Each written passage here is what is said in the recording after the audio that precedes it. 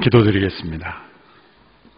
오늘도 우리에게 새날을 주시고 믿음으로 하루를 열 수 있으며 새로운 한 주를 맞이할 수 있는 은혜를 주신 것을 감사합니다. 우리의 삶의 주관자가 되시며 인도자가 되시며 심판자가 되시는 하나님 앞에 말씀을 경청하며 귀를 기울이며 순종하는 우리 모두가 되기를 원합니다. 기록된 하나님의 말씀을 통해 신명기를 통해 주시는 주의 음성을 귀 기울이며 나갈 때 우리를 통해 역사하시는 하나님의 역사와 우리를 통해 부어주시는 하나님의 복이 이 땅 가운데 흘러가게 하여 주시옵소서. 예수님의 이름으로 기도하옵나이다. 아멘. 미래를 잘 준비하는 길은 과거 역사로부터 배우는 것입니다. 과거의 성공뿐만 아니라 실패로부터 배워야 합니다. 과거의 실패로부터 배우는 일에 실패하면 그 과거의 실패가 계속해서 반복됩니다. 한 나라의 역사, 또 한 개인의 역사에서 실패가 반복되는 것은 과거의 실패로부터 철저히 배우지 않았기 때문입니다. 실패로부터 배우려면 냉정해져야 합니다. 감정적으로 치우치면 안 됩니다. 미래지향적이 되어야 합니다. 우리는 과거로부터 배우려고 하기보다는 원망과 비난과 정죄가 더 치우칠 때가 많습니다. 그렇기 때문에 우리는 과거의 실패가 계속 반복되는 것을 볼 수가 있습니다.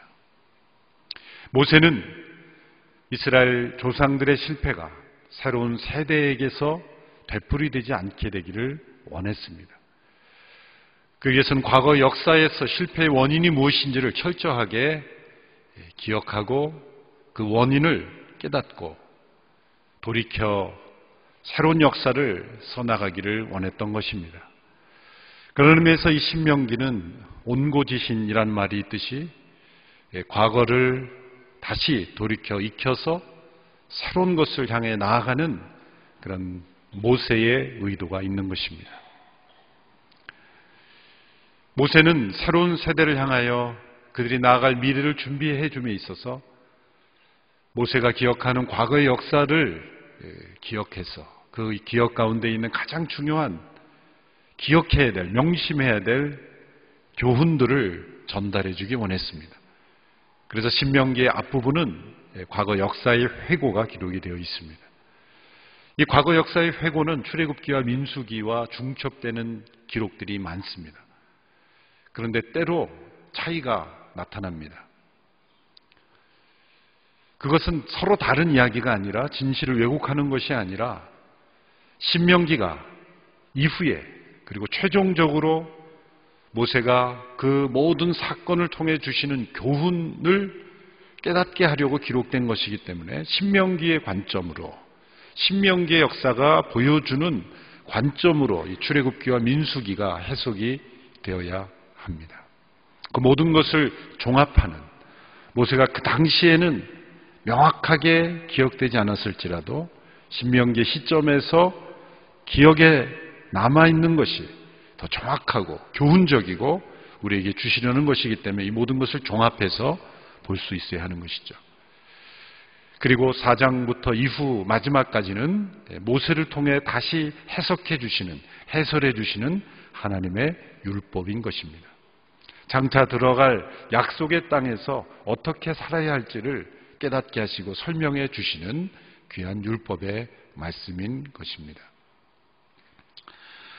오늘 본문에 나오는 이 기록된 이야기는 바로 이스라엘 역사에 있어서 모세의 가슴속에 가장 깊이 남아있는 실패와 그리고 실패의 원인을 우리에게 가르쳐 주시는 살아있는 역사입니다. 성경의 역사는 박물관처럼 주거 박제화된 그러한 박물관의 이야기가 아닙니다. 이것은 살아있는, 지금도 우리 역사 속에 되풀이되고 있는 많은 문제들, 그리고 우리 죄악들의 문제를 보여주는 살아있는 드라마입니다. 우리가 거의 잘 한 번쯤은 들어보셨을 내용들입니다. 이스라엘 백성들이 약속의 땅으로 들어가기 전에 그 가나안 땅에 정탐꾼을 보내요.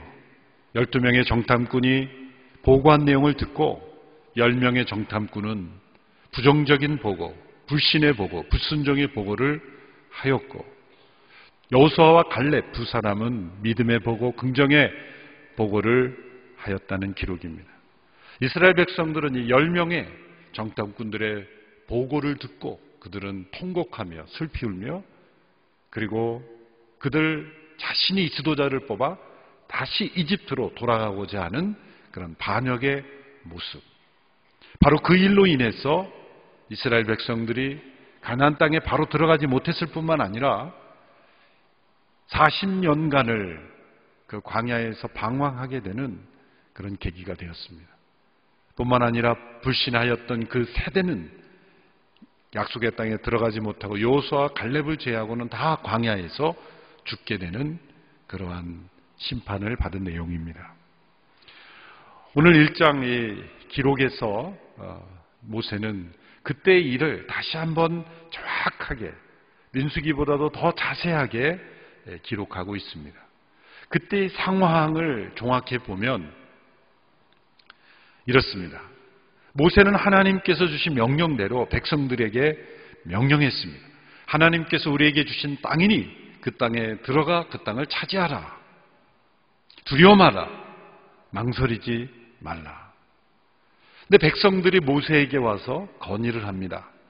그래도 우리가 그 땅에 들어가려면 어느 길로 가야 할지, 그 땅이 어떤 상태인지 미리 파악해 보는 것이 어떻겠습니까? 그 백성들의 건의에 모세가 그 생각이 좋아 보였다 그랬습니다. 더 신중해 보이고 철저해 보이고 그리고 더 계획적이 보였기 때문에 모세도 좋아 보였습니다. 그래서 하나님께 말씀드린 거죠. 하나님께서 허락하신 것입니다. 민수기는 10장, 13장에서 보면 하나님께서 먼저 명령하신 것으로 되어 있지만 그 하나님의 허락 이전에 있었던 일들이 바로 백성들로부터 아이디어가 나오고 모세가 동의하고 그리고 하나님께서 허용하신 겁니다. 그러니까 민수기에서 하나님이 명령하신 것으로 먼저 나오지만 신명기의 기록을 통해서 보면 하나님의 명령이 최우선적인 것이 아니고 백성들이 먼저 이 아이디어를 낸 것입니다. 하나님께서 이것을 허용하신 것은 허용적인 뜻입니다. 때로 우리의 삶 속에 하나님께서 우리의 연약함을 아시기 때문에 허용해 주시는 일시적인 뜻이 있습니다. 그러나 그 뜻이 곧 하나님의 선하시고 온전하시고 기뻐하신 뜻은 아닐 수 있습니다. 이 허용적인 뜻과 하나님의 궁극적인 뜻, 결정적인 뜻은 때로 차이가 있습니다. 이스라엘의 열박처럼 왕을 원했죠. 왕제도를 원했죠. 하나님의 오리지널 아이디어는 왕의 제도를 하나님께서 이스라엘의 왕이시기에 인간으로부터 세워지는 왕 제도를 하나님께서 하라고 하신 일이 아닙니다. 백성들이 우리도 열방과 같이 이방 나라들처럼 왕이 있어야 됩니다 라고 할 때 하나님이 허용해 주신 거예요. 그로 인해서 사울이라는 그런 왕을 통해 그 백성들이 힘든 경험했죠. 하나님께서 이 인간들의 역사 속에, 문화 속에 적응해 주시고 허용해 주시는 그러한 기간들, 그런 뜻이 있습니다. 신학자들은 영어로 이걸 accommodation이라 표현합니다. 적응하시는 하나님. 구약시대의 일부 다처제의 문화 속에 하나님께서 역사하시죠. 일부 다처제가 그렇다고 하나님의 뜻입니까? 하나님께서 하갈을 보호하신다고 하나님이 일부 다처제를 지시하시는 겁니까? 아니죠. 그 시대 문화 속에 인간의 연약함 속에 그 문화 속에 들어오셔서 하나님께서 적응하시는 하나님의 허용적인 뜻인 것이죠.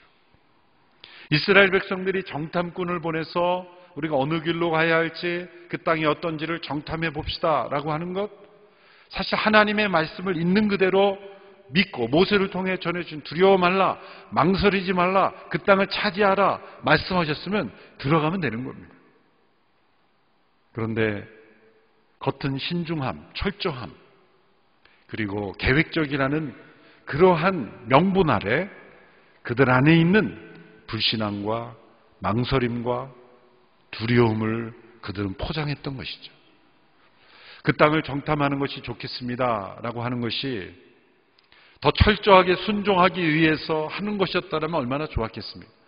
그것이 아니라 그들 마음속에는 원치 않는 마음이 있고 그리고 두려움이 있었고 그들 마음속에 망설임, 주저함이 있었다는 거예요. 불신이 있었다는 겁니다. 때로 신중함이라는, 때로 철저한 계획이라는 이름으로 사실 우리의 불순종을 포장할 수 있다는 것이 바로 이 말씀 속에서 우리에게 나타나는 것입니다. 그것이 불신에서 나온 아이디어, 두려움에서 나온 아이디어라는 증거가 무엇입니까? 12명이 뽑혀서 들어갔습니다. 가나안 땅을 두루 살펴보고 40일 동안 정탐하고 특별히 헤브론 산지 에스골 골짜기에 있는 그들이 열매를 증거로 가져왔죠. 그 탐스럽고 풍성한 열매를 보며 그 땅이 얼마나 좋은 땅인지를 알게 되었습니다. 그러나 10명은 이렇게 보고했습니다. 우리가 보기에 우리는 메뚜기 같다. 그들이 보기에도 우리는 메뚜기 같았을 것이고 우리 스스로 보기에도 메뚜기 같았다. 그렇게 비유했습니다. 분명한 확신과 그리고 믿음이 없는 그러한 그들의 마음 속에서 그들의 시각으로 볼 때 우리는 들어가면 죽는다. 그 땅의 백성들은 기골이 장대하고 우리는 그들에 비하면 상대할 수 없는 연약한 메뚜기와 같은 자들이다. 그때 갈렙이 백성들을 정돈시키며 안돈시키며 말했습니다. 아닙니다. 하나님께서 그 땅을 주셨으니 우리를 위해 싸우실 것이고 우리는 그 땅을 얻을 수 있습니다. 그들이 우리의 밥입니다. 우리는 그 땅을 취할 수 있습니다. 이런 믿음의 보고를 했습니다. 그러나 백성들은 믿음의 보고에 귀를 기울이지 않았어요. 불신과 두려움과 하나님의 뜻에 반대되는 이 10명의 보고에 귀를 기울이고 그들은 통곡하며 여호수아 갈렙을 돌로 쳐 죽이려고 했고 우리가 지도자를 뽑아 다시 이집트로 가는 것이 좋겠다. 하나님께서 우리를 이집트에서 이끌어내어 이 아모리 사람들의 손에 죽게 하려고 하는가? 하나님이 우리를 미워하시는구나. 그렇게 하나님 앞에 항변했습니다. 이 일들을 보면서 이 모세는 이 기록을 아주 상세하게 기록하는 이유가 무엇입니까? 이 사건의 이 원인을, 이 실패의 원인을 정확하게 깨달아야 된다는 거예요. 후대들에게. 우리 조상들이 실패했던 이야기, 이 이야기를 통해 왜 조상들이 실패했는가? 이 가나안 땅에 들어가지 못하고 왜 광야에서 다 죽게 됐는지를 너희가 알아야 된다. 그 실패의 원인을 정확하게 알려주는 거예요. 그 원인은 첫째로 반역입니다. 배역입니다. 하나님의 뜻에 대한 반역입니다. 이것은 의지의 타락입니다. 의지의 타락. 오늘 본문 26절을 보십시오. 신명기 1장 26절 같이 읽어보겠습니다. 시작. 그러나 너희는 올라가고 싶어 하지 않았다. 너희는 너희 하나님 여호와의 명령을 거역한 것이다. 올라가고 싶어 하지 않았다. 거역입니다. 10명의 정탐꾼이 그 땅을 보았기 때문에 두려운 것도 있습니다. 그 땅을 보았기 때문에 들어갈 수 없다고 생각하는 것도 있습니다. 그러나 만일 이 12명을 여호수아 갈렙을 포함한 나머지 10명 포함 12명의 사람들을 정탐하지 않고 그들의 마음을 테스트해 봤을 때도 역시 동일한 비슷한 결과가 나왔을 겁니다. 그들의 마음속에 들어가고 싶지 않은 마음이 있었다는 거예요. 하나님의 뜻에 대한 거역하는 마음들이 있었다는 겁니다. 우리 죄의 근본적인 모습입니다. 죄는 하나님의 뜻에 대한 반역입니다. 아담과 하와가 선악에 하나님께서 금하신 나무의 열매를 따먹은 것으로 우리 가운데 죄가 들어왔다죠.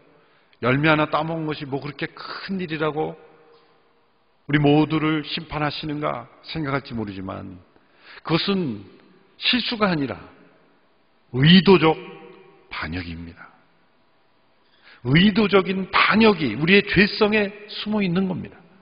우리는 하나님의 뜻을 즐기기보다는 하나님의 뜻을 싫어하고 거역하고 반역하는 죄가 바로 우리 안에 들어있다는 거예요. 이것은 반역입니다. 포사이스라는 신학자는 인간들의 상태를 말하기를 집에 돌아가고 싶지만 길을 잃어버려서 집을 찾아 헤매이는 순진한 어린아이가 아니라 우리는 손에 무기를 들고 반역하고 있는 반역자들이라는 거예요. 무서운 표현이죠. 우리 안에는 하나님의 뜻을 반역하는 이 반역의 DNA가 숨어 있습니다. 하나님께서 그들이 그 땅 가운데 들어가기 원치 않은 것을 가지고 광야에서 다 죽게 하시고 40년을 방황하게 하신 너무 과한 벌이 아닌가라고 생각할지 모르지만 이미 출애굽 이후부터 광야를 지날 때 하나님께서 그들과 함께 하시고 놀라운 기적을 보여주시고 그들과 동행하셨는데 그들은 끊임없이 불평하고 반역하고 되돌아간다고 한 게 한두 번이 아닙니다. 사실 거의 10번 이상이나 그들은 불평했고 원망했고 그들과 함께 하신 그들을 애굽에서 구원하신 하나님께 반기를 들었습니다. 그러니까 이 사건은 거의 클라이막스인 거예요. 이 반역의 절정에 도달한 것입니다. 그 땅에 들어가지 않겠다라는 것은 하나님께 대한 반역. 이것이 그들의 마음속에 있었다는 거예요. 그랬기에 그들은 그 상황을 보고 들어가면 안 된다라는 확신을 가지게 된 것이죠. 두 번째로 두려움입니다. 상황으로 인하여 생겨난 두려움일지 모르지만 그들 가운데 있는 두려움이 더 확산된 거죠. 이것은 감정의 타락입니다. 감정의 타락. 죄는 의지의 타락을 불러왔을 뿐만 아니라 우리 안에 감정의 타락을 가져왔습니다. 모세가 이 말씀을 우리에게 기록해 주면서 여러 번 반복하는 것은 두려워 말라, 망설이지 말라, 주저하지 말라, 그들을 무서워하지 말라. 이 두려움과 무서움은 타락한 이 인간의 본성 속에 숨어 있는 가장 자연스러운 감정입니다. 우리의 마음속에 어떤 상황에 부딪히든지 간에 자연스럽게 찾아오는 감정이 두려움이죠. 그것도 아담과 하와가 금지된 나무의 열매를 먹고 난 이후에 숨었습니다. 하나님께서 찾습니다. 아담아, 내가 어디 있느냐? 그렇게 찾아오신 하나님의 물음 앞에 뭐라고 대답했습니까? 제가 두려워하여 숨었나이다. 우리 인간 실존의 가장 근본적인 감정은 두려움입니다. 우리가 어떤 결정을 내릴 때 가만히 보면 두려움에서 비롯된 결정들이 참 많습니다. 두려움은 불필요한 아이디어를 만들어내고 이 가난한 정탐이라는 아이디어도 사실은 두려움에서 나온 아이디어죠. 불필요한 아이디어를 만들게 되고 우리의 발목을 잡고 우리가 하나님의 길 밖으로 걸어가게 하는 그러한 길을 걷게 되는 겁니다. 두려움이 얼마나 우리의 삶을 사로잡고 있는지 오늘 짧은 설교 시간에 다 설명할 수 없기 때문에 더 자세히 알고 싶으면 이상주 목사님이 쓰신 두려움 너머의 삶을 읽으시기 바랍니다. 오늘 이상주 목사님이 제 책을 소개했기 때문에 보답으로 소개하는 게 아니라 두려움에 대해서 아주 잘 기록을 했습니다. 세 번째는 무엇입니까? 그 두려움 그 밑바닥에 있는 또 하나의 원인, 이 불신입니다. 불신. 하나님을 믿지 않는 것입니다. 이것은 지성의 타락, 지식의 타락이라고 말할 수 있습니다. 이 불신앙을 지식의 타락이라 한 이유는 뭐냐면 이 불신이라는 것은 마땅히 기억해야 될 것을 기억하지 않았기 때문에 찾아오는 것이기 때문입니다. 그들이 왜 이런 두려움이 생겼고 왜 그들의 이런 불순종, 대역이 일어났습니까? 그 밑바닥에 불신이 있는데 그 불신은 그들이 하나님께서 이집트에서 행하신 일을 기억하지 못했고 광야를 지나면서 하나님께서 그들과 어떻게 함께 하셨는지를 기억하지 못했기 때문에 찾아온 거예요. 30절부터 32절의 말씀을 우리 같이 함께 읽겠습니다. 시작. 너희보다 앞서가시는 너희 하나님 여호와께서 이집트에서 너희를 위해 하셨듯이 너희 눈앞에서 너희를 위해 싸우실 것이다. 광야에서도 너희가 보지 않았느냐? 너희 하나님 여호와께서 아버지가 아들을 안는 것 같이 너희를 안아 너희가 이곳에 닿을 때까지 그 여정을 함께 하시지 않았느냐? 이 말에도 불구하고 너희는 너희 하나님 여호와를 믿지 않았다. 이집트에서 너희를 위해 행하신 일을 너희가 보지 않았느냐? 광야에서 하나님께서 너희에게 행하신 일을 너희가 보지 않았느냐? 기억하지 못하는 거예요. 우리 기억 속에 하나님이 행하신 일을 기억하지 않으면 불신이 되는 겁니다. 여러분, 믿음은 어둠 속에서 그냥 마구 뛰는 것이 믿음이 아닙니다. 눈 감고 쫓아가는 것이 믿음이 아닙니다. 믿음은 눈을 부릅뜨고 따라가는 겁니다. 눈을 부릅뜨고 뭘 봅니까? 증거를 보고 따르는 겁니다. 믿음이란 매우 이성적이고 합리적인 발걸음입니다. 하나님께서 살아계신 증거, 하나님께서 역사하신 증거, 성경을 통해 나타난 증거, 자연 만물을 통해 나타난 그 증거를 보고 하나님을 따르는 것, 이 믿음입니다. 묻지마 믿음은 잘못된 믿음입니다. 믿음은 묻는 것이고 질문하는 것이고 때로 의심하는 것이지만, 그러나 그 모든 믿음의 증거, 의심에 대한 확신을 주는 증거가 있다는 것을 발견해가는 것이 믿음입니다. 불신은 그런 의미에서 일종의 기억 상실증입니다. 왜 불신이 옵니까? 내 기억 속에 하나님께서 보여주신 증거를 저장시키지 않았기 때문입니다. 말씀을 읽어야 되는 이유가 거기 있습니다. 말씀을 읽으며 우리는 증거를 확인하는 거예요.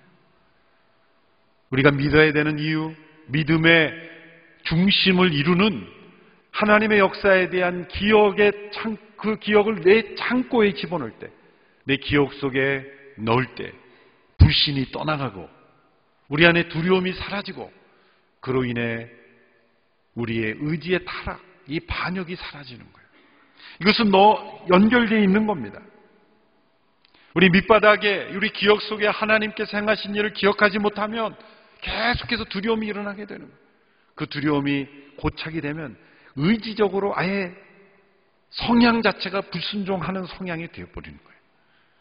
우리 지정, 의가 다 교정이 되어야 돼요. 이스라엘 백성들이 그 정탐꾼들의 보고를 듣고 우리는 돌아가겠다 원망하고 여호수아 갈렙을 죽이려 하고, 왜 그렇습니까? 모든 것이 다 죄로 말미암아 망가져 있기 때문이에요. 그래서 그 세대 백성들은 가나안 땅에 들어가지 못하게 오직 믿음의 보고를 한 여호수아와 갈렙만을 그 땅에 들어가게 하신 것입니다.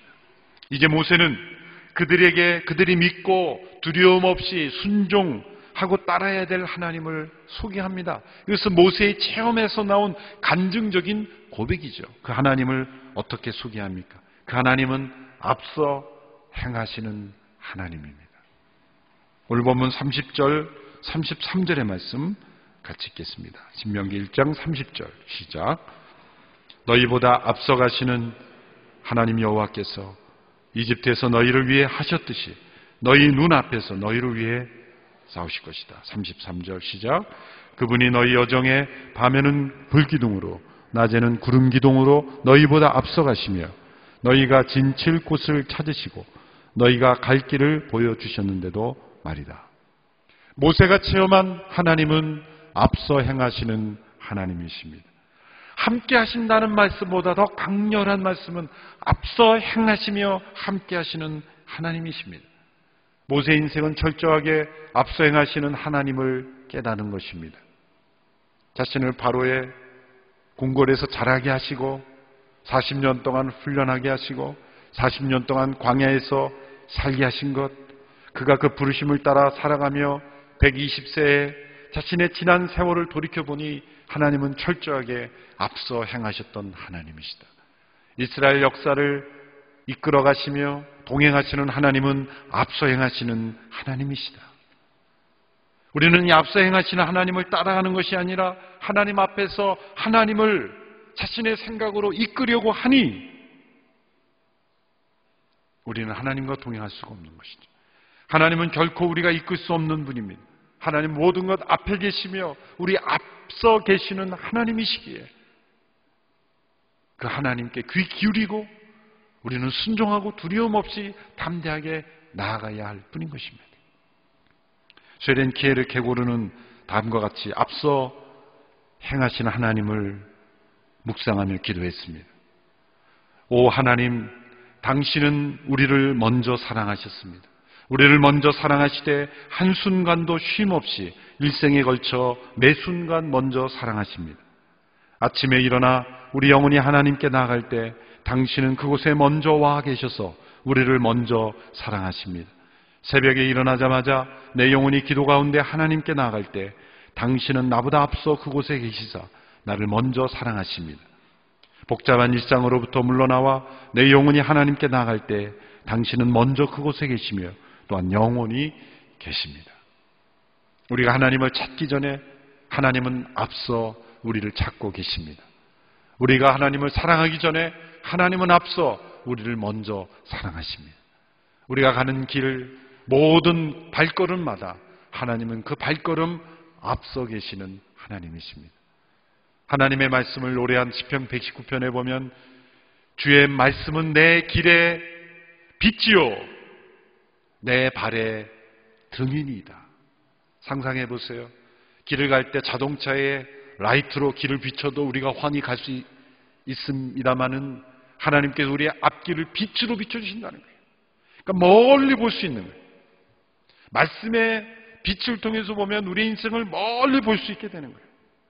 뿐만 아니라 우리는 아주 가까이 내 발걸음 내 발등에 등이 있어요. 한 걸음 한 걸음 내딜 때마다 그 발걸음에 안전하게 걸을 수 있는 스텝을 인도해 주신다.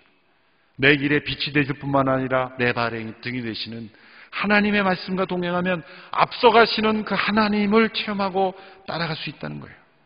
때로 하나님은 우리가 이해할 수 없을 만큼 앞서가세요. 그러나 따라가지 못할 만큼 앞서진 않으세요. 항상 우리 앞서가시지만 우리가 따라갈 수 있을 만큼 우리를 삶을 인도하세요. 때로 우리의 삶에 이해할 수 없는 고난, 이해할 수 없는 상황, 그런 일들이 일어나는 것은 하나님께서 내 인생을 앞서가시기 때문입니다. 그래서 때로 우리가 원하는 것을 응답하지 않고 전혀 다른 것을 응답하실 수가 있죠. 그러나 그것은 앞서가시는 하나님께서 우리의 삶을 인도하셨기 때문입니다. 남북전쟁 중에 한 남북은 병사가 썼다는 이런 기도문이 있죠. 큰 일을 이루기 위해 힘을 주십사 하나님께 기도했더니 겸손을 배우라고 연약함을 주셨습니다. 많은 일을 해낼 수 있는 건강을 구했는데 보다 가치 있는 일을 하라고 병을 주셨습니다. 행복해지고 싶어 부유함을 구했더니 지혜로워지라고 가난을 주셨습니다. 세상 사람들의 칭찬을 받고자 성공을 구했더니 뽐내지 말라고 실패를 주셨습니다. 삶을 누릴 수 있게 모든 것을 갖게 해달라고 기도했더니 모든 것을 누릴 수 있는 삶 그 자체를 선물로 주셨습니다. 구한 것 하나도 주시지 않았지만 내 소원 모두 들어주셨습니다. 하나님의 뜻을 따르지 못하는 삶이었지만 내 마음속에 표현하지 못한 기도는 모두 들어주셨습니다. 나는 가장 많은 축복을 받은 사람들입니다. 우리는 이 앞서 행하신 하나님을 뒤를 돌아볼 때만 깨닫게 됩니다. 모세도 그랬습니다.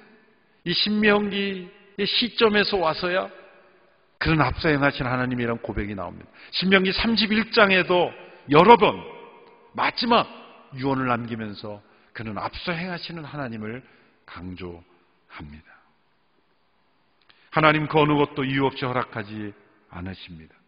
아무 의미 없어 보이는 일도 하나님은 앞서 행하시기에 어떤 목적을 이루어가는 과정이기에 우리의 삶을 인도하십니다. 우리는 내일을 알지 못하는 연약한 자들이지만 하나님은 내일을 앞서 준비하시는 하나님이십니다.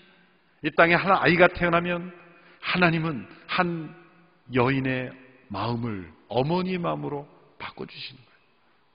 한 생명을 세상에 보내실 때 앞서 행하시는 하나님은 미리 인도하시고 보호하시는 하나님이세요. 우리가 아침마다 따스한 햇살을 맞이할 수 있는 것은 앞서 행하시는 하나님의 사랑과 은총 때문입니다. 하나님께서는 이스라엘에게 약속하신 땅을 주시고 얻게 하시는 그 과정을 통해 땅이 그렇게 뭐가 중요하다고 이스라엘 백성들을 이렇게 힘들게 하시는가?